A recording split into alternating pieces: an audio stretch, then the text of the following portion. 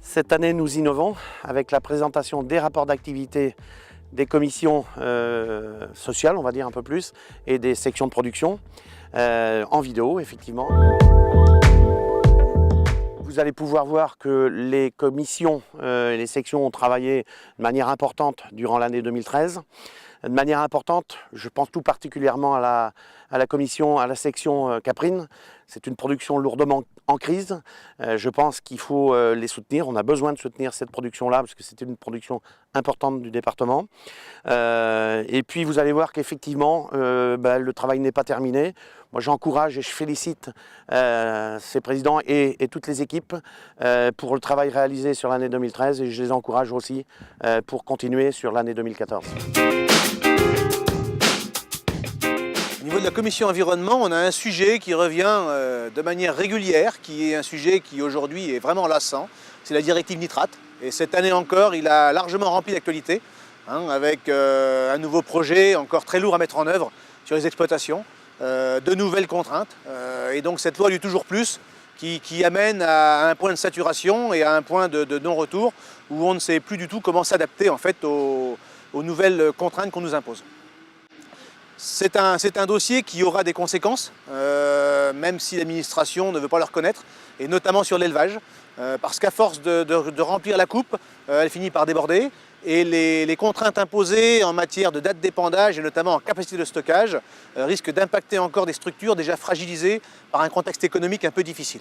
Sur 2014, le point positif qu'on peut commencer à essayer de développer, c'est qu'à force de remplir la coupe et de faire déborder de normes et de réglementations, la population commence à comprendre l'aberration d'une politique de contraintes permanentes et de dates encore et toujours, avec en plus des années climatiques que tout le monde qualifiera d'atypiques, sauf que le climat est forcément atypique d'une année sur l'autre. Donc en 2014, on a un gros enjeu. C'est la communication avec la population et on a surtout maintenant une des nouvelles équipes au niveau des communes qu'il va falloir sensibiliser à nos problèmes, rencontrer, discuter, échanger. L'agriculture est une chance pour nos territoires. Il faut arrêter de la saturer de normes, refuser d'évoluer, que ce soit en matière de développement de bâtiments, de développement d'élevage. Il ne faut pas que les PLU soient des éléments trop restrictifs non plus. On a des zones humides aujourd'hui qui sont délimitées dans un grand nombre de secteurs. Là où la concertation se passe bien, globalement, on arrive à obtenir des choses qui ne sont pas satisfaisantes, mais qui sont moins mauvaises.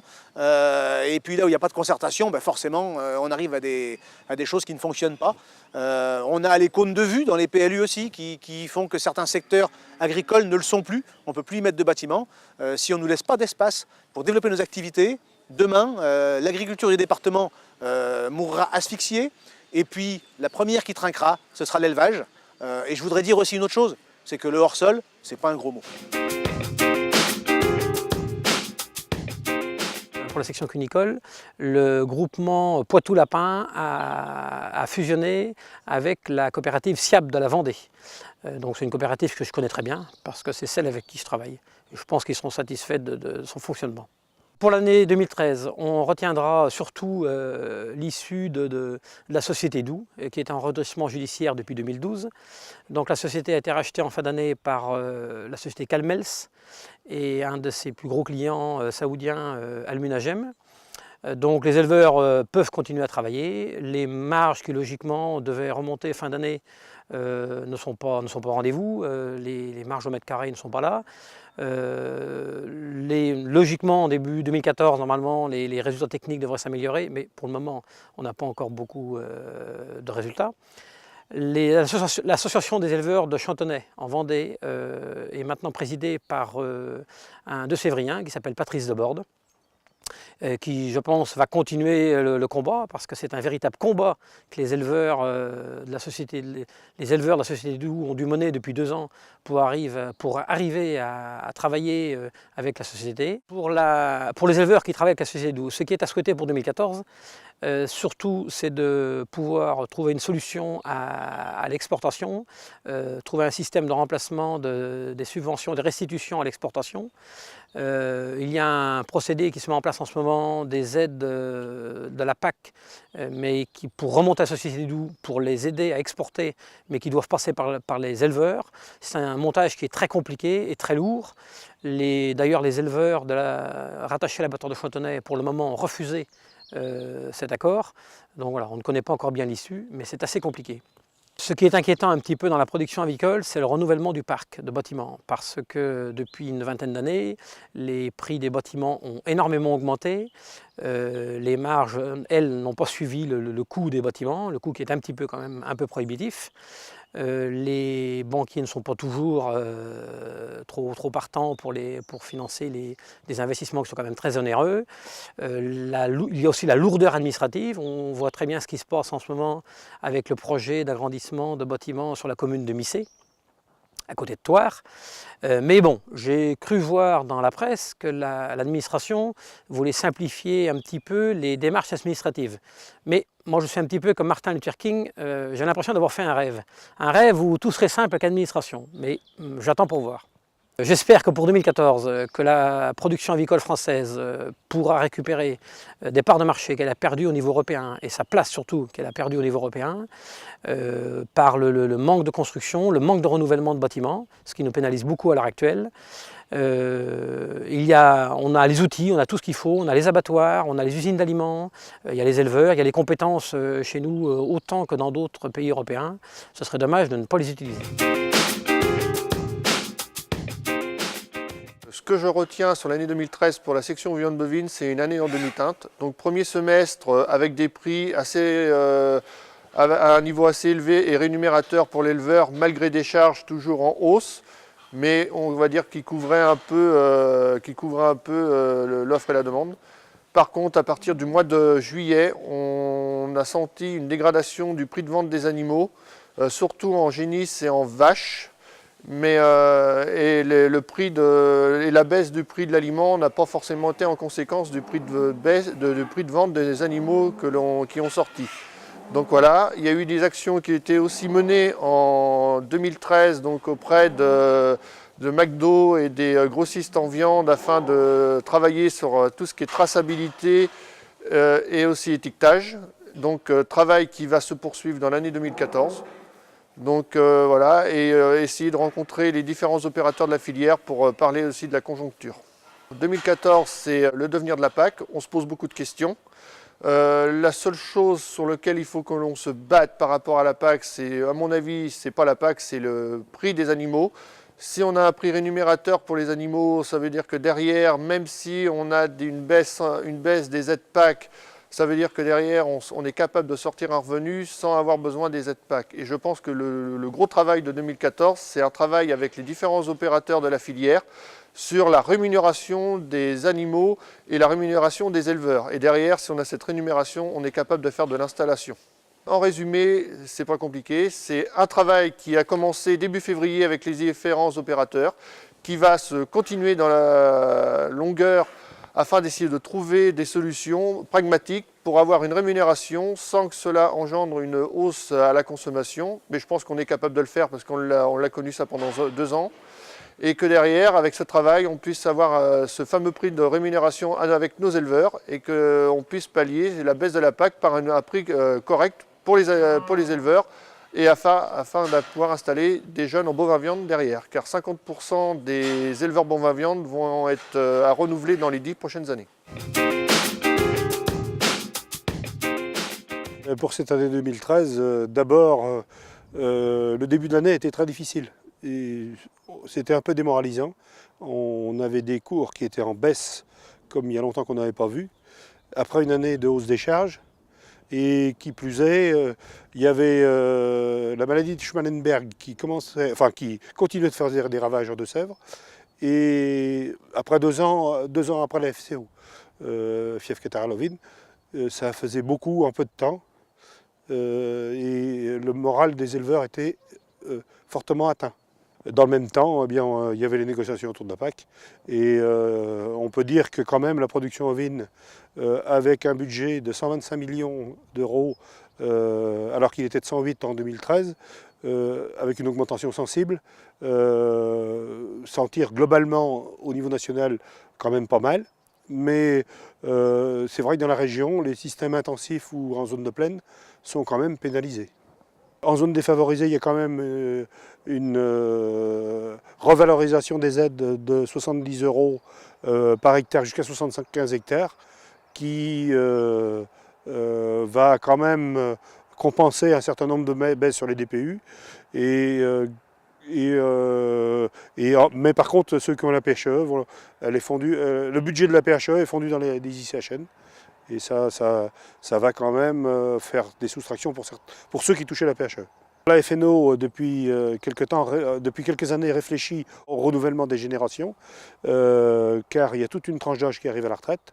Et souvent, le montant des investissements qu'il y a lorsqu'il y a une reprise du foncier ou même des bâtiments d'élevage bloque au niveau des banques. Et la FNO a réussi à monter un fonds d'investissement défiscalisé, obtenu une défiscalisation pour les investisseurs bien sûr, pour pouvoir prêter de l'argent aux jeunes qui s'installent à un taux relativement modéré quand même, et qui correspondrait pour un achat du foncier à peu près à la valeur locative des terres.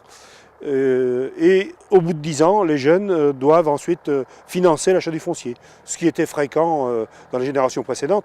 Mais là, le problème, c'est quand l'achat du foncier est à reprendre avec l'installation. Et donc là, on va essayer de résoudre au moins quelques installations, des problèmes d'installation comme ça. Et la Belliance va être récupérée aussi par d'autres productions qui espèrent aussi utiliser ce fonds pour pouvoir installer des jeunes, entre autres en bovin.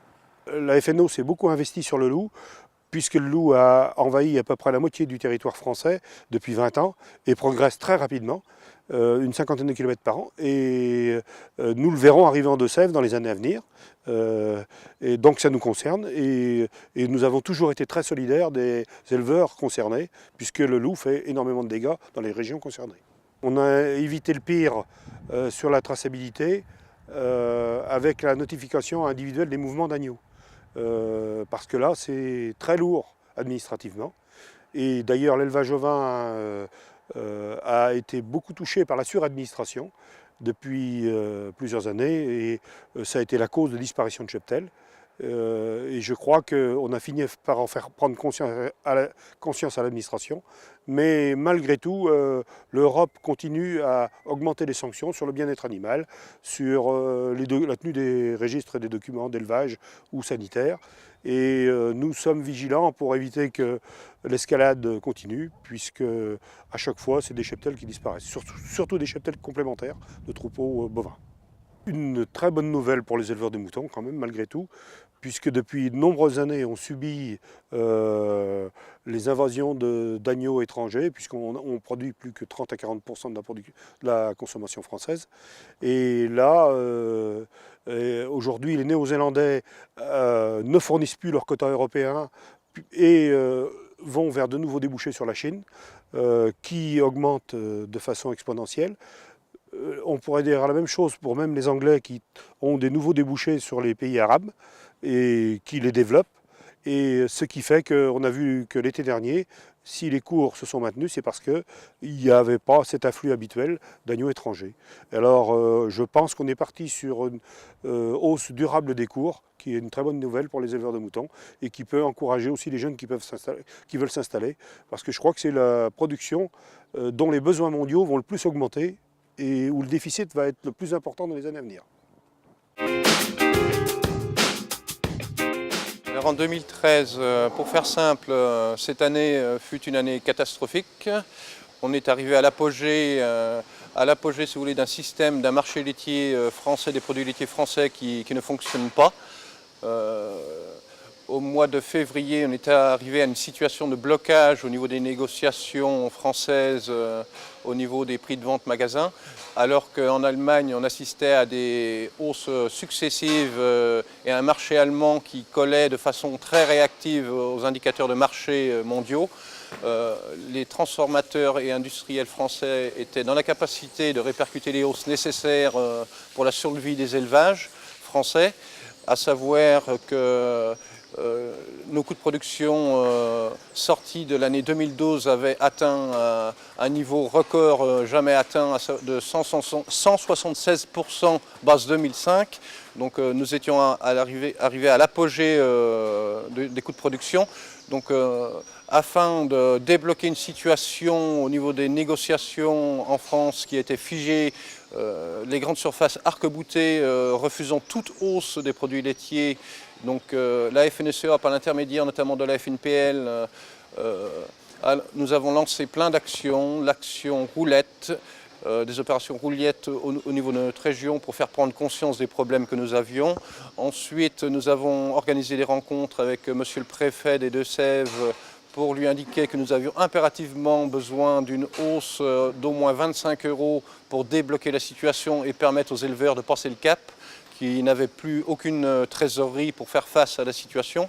Donc tout ceci nous a débouché sur une médiation courant avril lancée par la FNSEA et la FNPL. Ceci a permis de débloquer la situation et donc de faire prendre en compte cette nécessité d'intégrer 25 € dans l'immédiat pour débloquer la situation. Mais cela ne devait pas empêcher ensuite le contexte international de faire passer des hausses successives et nécessaires qui se sont produits en Allemagne à répétition, mais en France les choses se sont donc décantées à partir du mois de juin. On a quand même assisté encore à des comportements erratiques de la part des différents acteurs en France d'ici la fin de l'année 2013, à savoir des promotions demandées par les grandes surfaces auprès des opérateurs qui ont freiné les augmentations au niveau des PVC, au niveau des produits de grande marque. Donc on a plutôt assisté à une baisse de ces prix. Les MDD, eux, ont été assez stables, alors que les cours des produits mondiaux flambent plus que jamais. Donc voilà, donc au final pour 2013, c'est un bilan plutôt très mitigé, parce qu'on a eu une remontée des prix donc tardive en fin d'année, qui nous ont amené à des résultats de 344 en France, 364 en Allemagne, donc ça fait un différentiel de 20 € que nous avons accusé. Et si on doit se cantonner au niveau de la région, on assiste, de par l'observatoire des prix que nous avons fait paraître dernièrement, une fourchette allant de 325 € à 345 € dans la région. Donc ce qui fait prendre conscience que la situation est très très grave au niveau de la France et plus particulièrement au niveau Charente-Poitou. L'histoire de 2013 se répète en ce début d'année 2014, à savoir que les GMS refusent en partie les hausses tarifaires que réclament nos acteurs coopératifs et industriels afin de rémunérer les producteurs à leur juste valeur et de coller au marché de façon réactive au même titre que ce qui se passe en Allemagne. Donc ceci a provoqué une levée de bouclier de nos syndicats et notamment la FNPL qui s'est invitée dans les boxes de négociation afin de faire entendre la voix des producteurs et que soient réellement intégrés nos coûts de production et les indicateurs de marché dans la revalorisation du prix du lait. Donc ce jour, la situation s'est débloquée en ce début mars, à savoir que la FNPL a réussi à faire accepter cet objectif de revalorisation des produits laitiers, que le lait avait une valeur et qu'il en serait tenu compte dans les négociations. A priori, les choses sont débloquées et donc nous pouvons espérer atteindre un objectif de 380 € au 1000 litres pour l'exercice 2014. Au niveau du Criel, nous avons commencé à mener des travaux depuis le 13 décembre dernier. Donc aujourd'hui, beaucoup de questions se posent quant à son avenir, ses attributions ou champs d'action. Une politique laitière forte en France doit-elle se décliner au travers de territoires identifiés comme Charente-Poitou? Malgré des centres de décision qui s'éloignent, j'ai tendance à penser que oui. Dans notre région marquée par une forte déprise laitière, malgré des outils de production enviables par d'autres régions, il peut être risqué de penser que l'éleveur n'ait pas besoin de se rattacher à une identité très forte. Au final, à force d'une mise en concurrence toujours de plus en plus féroce et au rabais, les GMS ont réussi à décourager toute une production pourtant très pourvoyeuse en emploi. Et au final, les GMS, je pense qu'on peut le dire, remportent le prix du meilleur producteur de chômeurs depuis toujours. 2013, une année très difficile pour la filière caprine. Très difficile, surtout au niveau du prix. Parce que bon, 3 ans de crise qui ont laissé énormément de traces dans cette filière.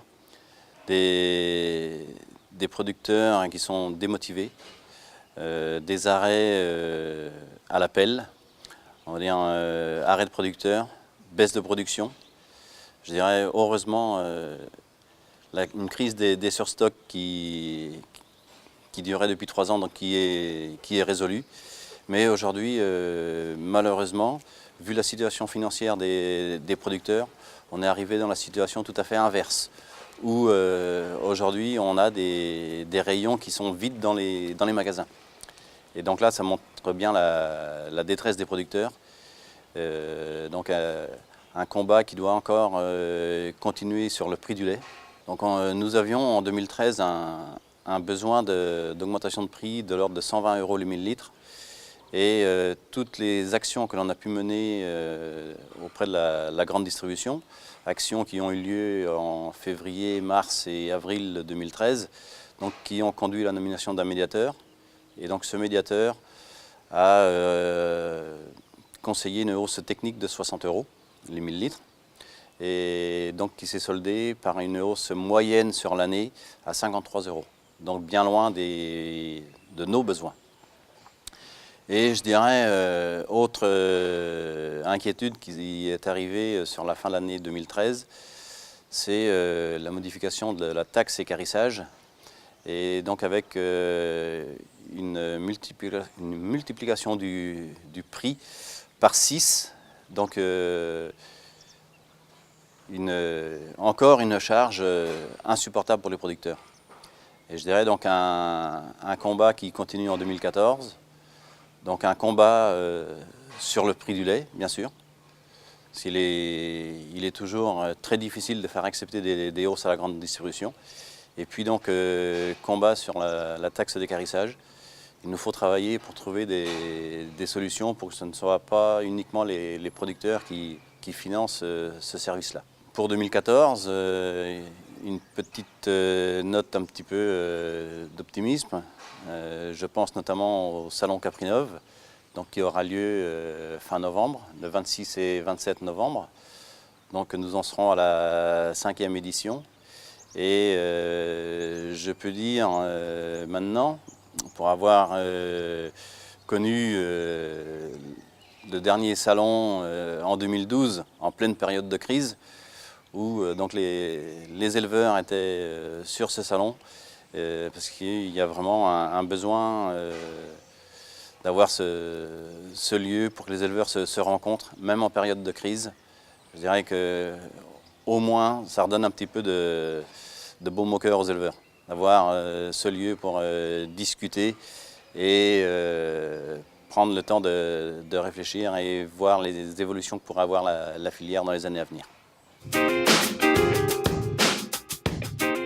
Pour 2013, eh bien, on retient que l'activité était marquée, une conjoncture très difficile en matière de grande culture, due à une pluviométrie excessive d'automne, d'hiver et de printemps, qui nous a handicapé énormément pour l'implantation des cultures de printemps.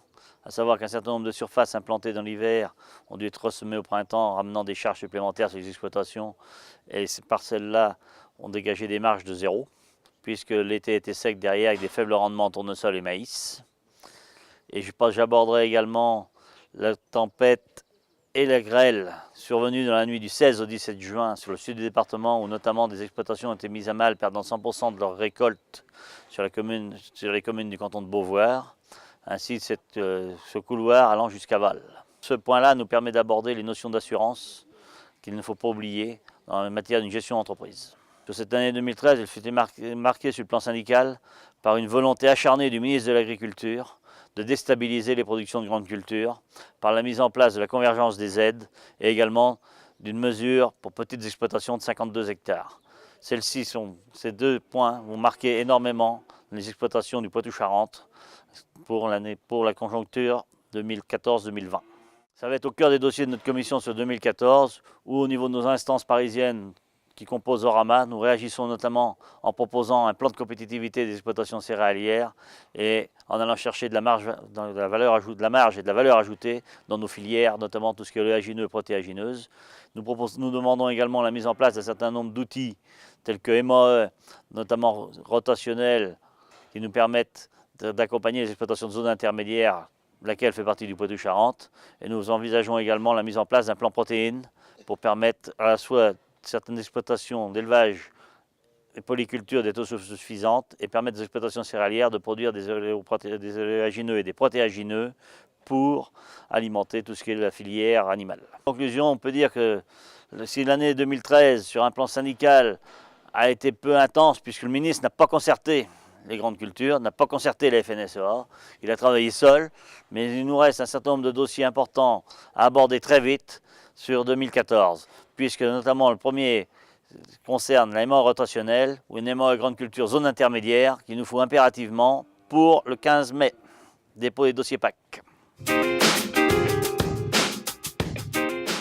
Et 2013 a été une année atypique avec un printemps exceptionnellement humide où on a même rencontré des crues au mois de juin, chose qu'on n'avait jamais connue auparavant, ce qui a permis un démarrage d'irrigation plutôt tardif à partir du 14 juillet. Par contre, après, on a connu une période un peu plus sèche, ce qui a permis de mettre quand même des volumes d'eau assez conséquents. Et on est revenu sur un système de gestion qu'on avait connu par le passé, un peu plus intelligent, un peu plus pragmatique. Donc un système de gestion qu'on a mis en place avec l'établissement public d'État sur la campagne 2013 et qui va se poursuivre sur la campagne 2014 avec cette fois des relevés d'index qu'on fera par semaine.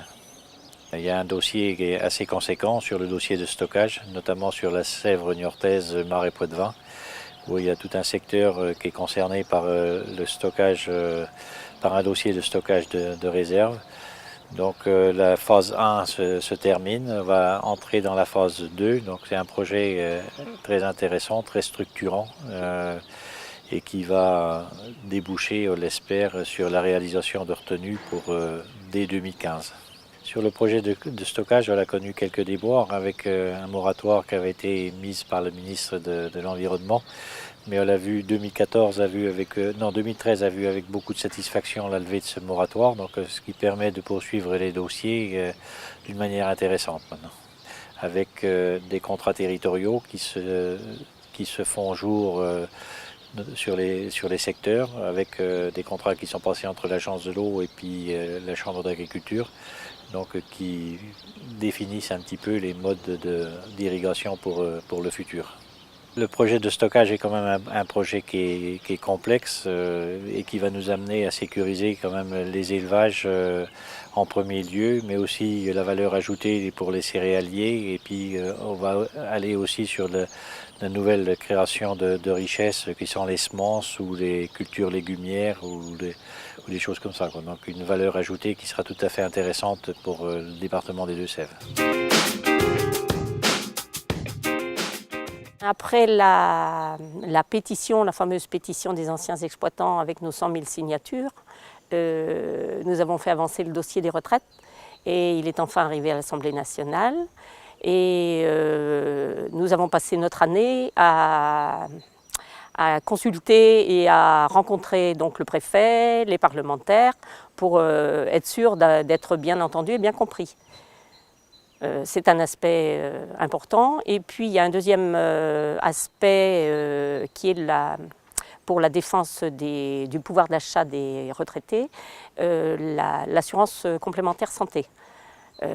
Nous avons changé d'assurance complémentaire santé, nous sommes arrivés avec Mutualia, avec le même type de contrat, mais avec des tarifs quand même plus raisonnables, ce qui est important pour les retraités. Donc il y a un travail au niveau régional et ce sont les Deux-Sèvres qui ont la représentation de la région. Et donc nous sommes 3 Deux-Sèvriens au conseil d'administration, Guy Parnaudot et Claudette Charrier et moi-même qui suis aussi au bureau, à la vice-présidence. En 2014, c'est l'application de la loi qu'on attendait depuis longtemps sur l'évolution des retraites. Alors cette application, il y a les 75% qui nous sont promis, mais ce sera sur 3 ans. Donc c'est long et il faut être vigilant. Et puis les décrets qui ne sont pas sortis et qui certainement vont être assez restrictifs, on s'en attend. On a déjà vu ça sur d'autres choses les autres années. Et puis sur 2014, c'est la loi qui va sortir sur la dépendance. Et là, il y a un certain nombre d'aspects qu'on ne connaît pas du tout, mais qu'on va suivre tout au long de l'année.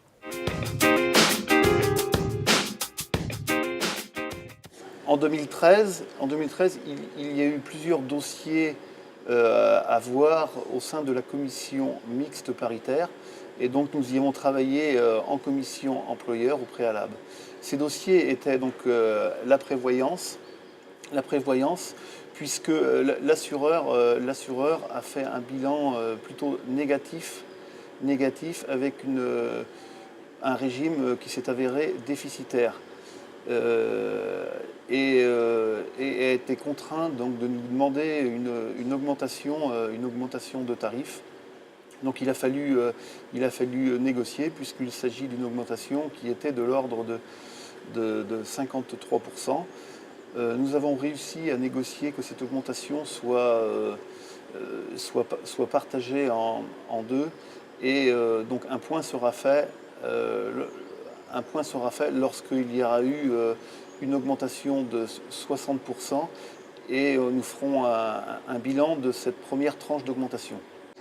Autre sujet, donc la complémentaire santé des salariés, où là aussi les nouvelles règles ont impacté fortement le régime, et la consommation des ayants droit a fait qu'une augmentation importante nous a été demandée de la part de l'assureur. Donc nous avons réussi à négocier afin de limiter cette augmentation.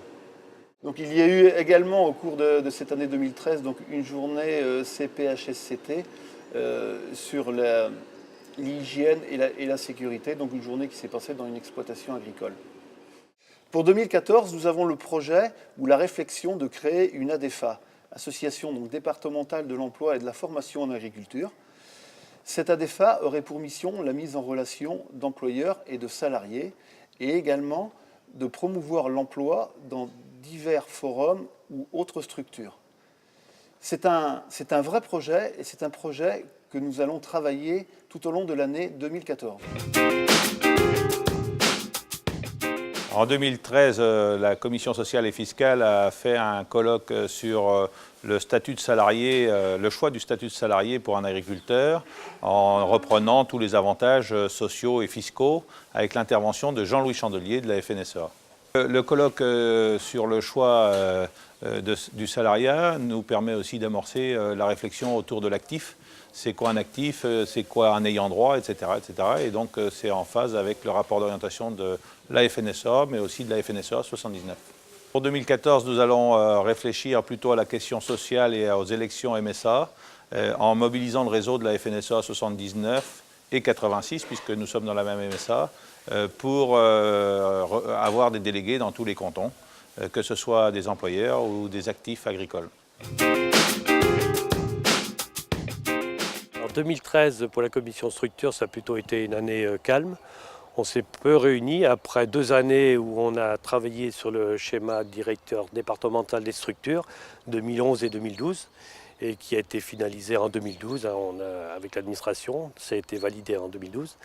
Et par contre, nous avons quand même des préoccupations au sein de notre commission. Le travail à façon, qui se développe de plus en plus dans notre département, surtout dans les zones céréalières. C'est des choses que l'on voit dans les départements voisins, Charente-Maritime et Vienne surtout, et ça se développe chez nous. Les sociétés qui se développent aussi de plus en plus et qui contournent les structures, le contrôle des structures. Et le troisième point, c'est les règlements judiciaires, les exploitations qui sont en liquidation judiciaire, qui ne passent pas en fin de compte en commission structure aussi. Et souvent de fois, c'est des exploitations qui sont reprises ou des entrepreneurs qui viennent faire ces exploitations. Bon, voilà nos préoccupations quand même qui durent. Et pour l'année 2014, bon, c'est bien commencé. Je pense qu'il y aura plus de travail qu'en 2013.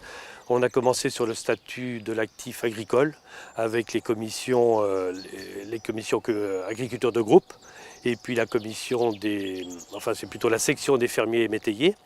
Donc on travaille sur ce statut de l'actif et puis je pense que ça servira aussi pour la réécriture du PAD, du projet agricole départemental, qui est demandé, que l'administration nous demande de revisiter avec la Chambre d'agriculture. Donc je pense que ça sera un travail qui nous convient bien au niveau de la commission structure. Et je voudrais profiter aussi pour remercier le travail qui est fait dans les cantons pour donner des avis sur les demandes d'autorisation d'exploiter au niveau des exploitations, et c'est des avis qui nous servent beaucoup pour ceux qui siègent en CDOA et puis à la commission aussi départementale de la consommation d'espaces agricoles.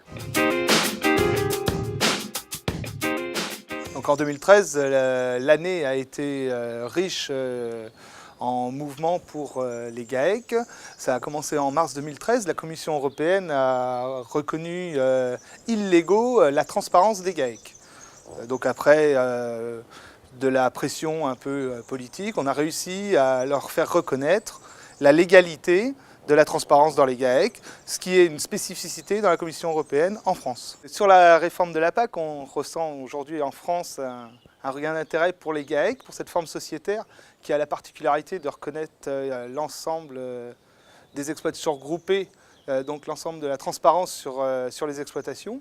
Il y a un intérêt donc, sur les transparences PAC, sur l'ICHN. Voilà, on constate une augmentation du nombre d'agréments aujourd'hui sur l'ensemble des départements français. La Commission économique du Sénat nous propose dans le projet de loi d'avenir quelque chose de très inquiétant. C'est la suppression des comités d'agrément GAEC. On est contre cette idée qui est proposée pour une simplification administrative. À terme, la CDOA sera plus chargée parce que c'est elle qui examinera les dossiers. Par contre, l'agrément restera à la simple autorité administrative. La commission agriculture de groupe au niveau départemental et GAEC Société au niveau national sont contre cette décision et on va se battre pour que les comités d'agrément restent en place. Ils ont fait leurs preuves depuis 50 ans. Au niveau de la section fermier, nous sommes inquiets du projet de la loi agricole qui va encore une fois détricoter le statut du fermage. Nos demandes se sont faites sur ne pas étendre par exemple l'usage du bail à clause environnementale. Bon, ça c'est automatique. Donc, et puis limiter l'application du régime déclaratif en cas de contestation au tribunal paritaire par une analyse économique faite par notre commission consultative des baux ruraux qui ensuite serait vue au tribunal paritaire qui statuerait. Étendre l'accessibilité des baux hors bail cessible au JA en parcours d'installation. Notre section fermier, avec la collaboration de la section bailleur FNSA départementale, a revu les critères d'évaluation de la grille des bâtiments d'exploitation. La commission consultative des baux ruraux des Deux-Sèvres a validé nos propositions. Actuellement, nous sommes en désaccord complet sur l'élaboration d'une nouvelle valeur locative des terres sur les grilles d'évaluation des terres agricoles. Autre sujet, le régime déclaratif, nous déplorons la facilité que certains bailleurs d'évincer leurs fermiers sans aucun contrôle, sans tenir compte de l'impact économique et les conséquences pour l'emploi, aboutissant à des situations dramatiques. Suite à notre congrès SNFM, déroulé à Limoges au mois de février, nous avons 2 Sévriens qui sont présents au niveau national à la SNFM. Julien Chartier et moi-même. En conclusion, mobilisons-nous, soyons attentifs avec un esprit gagnant-gagnant et soyons acteurs en apportant des propositions pour l'avenir de notre profession agricole. 2013, pour la section des propriétaires, on avait un point important à rediscuter avec la section des fermiers. C'était de réanalyser la grille du statut des fermages par rapport aux bâtiments d'élevage. Alors bâtiments qui nous semblent, aujourd'hui on a un certain nombre de bâtiments qui sont fonctionnels, qui sont mis aux normes et qui demanderont demain à être transmis. Et on a refait une grille qui permet d'apprécier de plus près cette valeur des bâtiments d'élevage. Dans un deuxième temps, on a travaillé aussi par rapport à l'arrêté préfectoral sur la qualité des terres pour mieux caler les catégories par rapport à la qualité des terres. Alors un point qu'on ne s'est pas mis d'accord, c'est sur la valeur locative de la qualité en fonction de la qualité des terres. Le travail au niveau de la région, ça a été par rapport à l'analyse et au projet de la loi d'avenir agricole. Alors là, on a travaillé avec les sections des fermiers des différents départements du Grand Ouest. On s'est mis d'accord sur un certain nombre de points. Les points abordés, ça a été le bail environnemental, l'accessibilité des baux, la parcelle de subsistance. On a discuté aussi sur le contrôle des structures au niveau régional. On s'est mis d'accord sur un certain nombre de points. Ces points-là, chacun les a fait remonter au niveau national, mais quid de ce qui sera repris dans la loi, chose qu'il nous faudra observer après. Le travail au niveau du département, ça a été plus un travail d'information. On a fait exprimer chaque président cantonal sur ses attentes et on a apporté un certain nombre de points d'infos par rapport au statut du fermage, par rapport aux zones humides et par rapport à la fiscalité sur les terres agricoles, succession, plus-value, voilà. Pour l'année 2014, où on va être assez attentif, ça va être au contenu de la loi d'orientation, lorsqu'elle arrivera, lorsqu'elle sera votée, au contenu de la loi d'orientation. Il y a la loi de biodiversité qui nous intéresse en premier lieu au niveau des propriétaires. Et un autre point fort où on est en interrogation et qu'on sera très vigilant, c'est sur la réforme de la fiscalité. Bien, après une année, l'année dernière qui a été assez chargée, cette année on a voulu relâcher un petit peu. Donc on est parti pour finaliser notre charte de voisinage qui était déjà en chantier l'année dernière. Donc on a finalisé cette charte de voisinage qui a été transmis, le premier exemplaire a été transmis au préfet lors de la journée des droits de la femme le 8 mars. Donc on a souhaité finaliser cette charte de voisinage pour communiquer sur une image positive sur le métier d'agriculteur et d'agricultrice. Parce que c'est un peu le point noir de notre profession, c'est qu'on communique toujours négativement, bien souvent négativement sur notre métier. Donc c'était surtout un souhait de notre groupe de pouvoir communiquer positivement sur notre métier.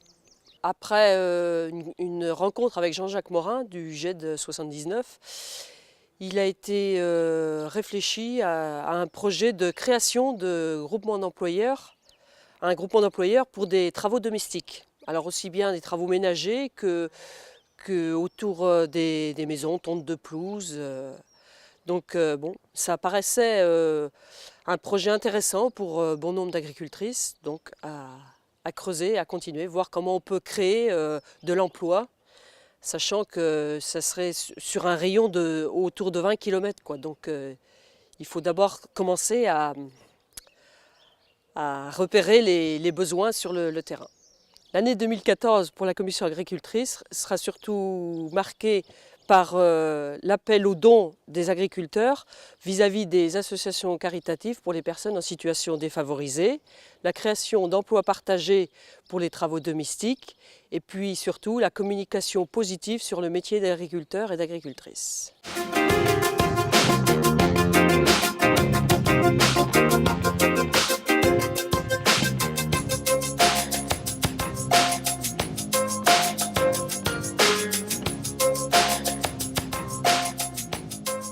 Vous avez vu le travail réalisé 2013, je le disais tout à l'heure, important. Et puis 2014 qui est commencé déjà. Et puis les problèmes restent toujours les mêmes. Alors je le dis quand même, on avance. La production caprine, par exemple, je pense qu'il y a des avancées. Production lait de vache, même chose. Sur toutes les productions, il y a des avancées. Par contre, les chantiers sur l'année 2014 et les années futures ne manquent pas. Bien évidemment, les productions, le revenu d'une manière générale. La communication, on est un peu attaqué de toutes parts. Je pense que les élections municipales ont montré des signes importants ces derniers jours de changement. Et ben, il va falloir qu'on communique un peu plus, à mon sens, parce que on se sent un petit peu, et les agriculteurs, vous vous sentez un petit peu attaqués de toutes parts, et ça n'est plus supportable. On est obligé de réagir, et on va le faire. Voilà, et puis l'autre grand chantier, le projet agricole départemental que nous allons mener avec la Chambre d'agriculture. Et on va mener de la façon suivante, de façon montante, à partir du terrain sur l'automne prochain, à partir des cantons. Et là, c'est notre représentation territoriale qui va parler. Les cantons, les communes. Il ne faut pas que ce soit une réflexion descendante à partir de Niort, mais bien le contraire, une réflexion montante. Donc chantier à l'automne prochain. Tout simplement pour terminer, rappeler qu'effectivement le combat n'est pas terminé, c'est un combat de tous les jours, c'est comme ça que nous engageons dans la structure FNSEA avec les hommes et les femmes qui vous représentent, qui représentent les agriculteurs du département. Et je les félicite une nouvelle fois, je les encourage une nouvelle fois et je leur dis bravo.